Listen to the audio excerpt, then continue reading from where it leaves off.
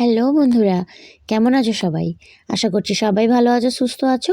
তোমাদের ভালোবাসার আশীর্বাদে আমি অনেক অনেক ভালো আছি, সুস্থ আছি। তো বন্ধুরা, সকালবেলা চলে গিয়েছিলাম মায়ের সাথে বাজারে। বাজার থেকে কিন্তু আমরা নতুন জিনিস নিয়ে এসেছি আজকেরে।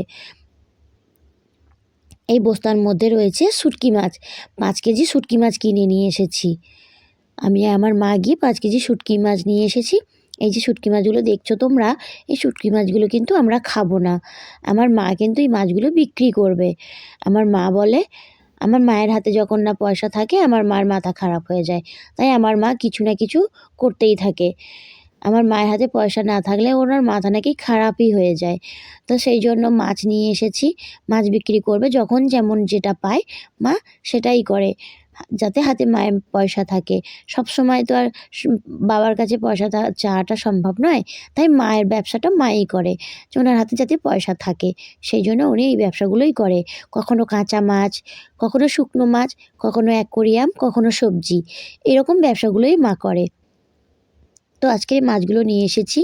মাছগুলো কিন্তু 200 গ্রাম করে ওজন করে নিচ্ছে। 200 গ্রাম করে ওজন করে নিয়ে আটি বেঁধে বেঁধে কিন্তু বিক্রি করতে সুবিধা হবে। তখন আর ওজন বেশি করতে লাগবে না। সেজন্য আটি বেঁধে বেঁধে রাখা হয়, 200 গ্রাম করে বিক্রি করতে মায়ের সুবিধা হবে।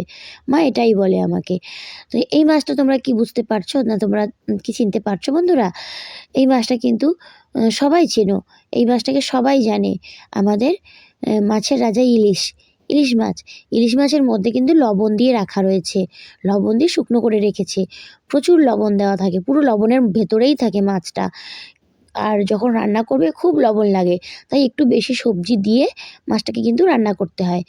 আর মাছের মধ্যে এত লবণ থাকার জন্য মাছটা আগে থেকে ভিজিয়ে রাখতে হয়। তারপরে রান্না করলে সুবিধা হয়।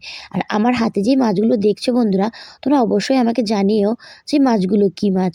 তোমরা অবশ্যই কমেন্ট করে জানিও যে এই মাছগুলো কী মাছ। এই মাছগুলোও কিন্তু খেতে খুব টেস্টি। খুব ভালো লাগে। কিন্তু আমি শুকনোটা খাই না যদিও, আমি কাঁচাটা খাই।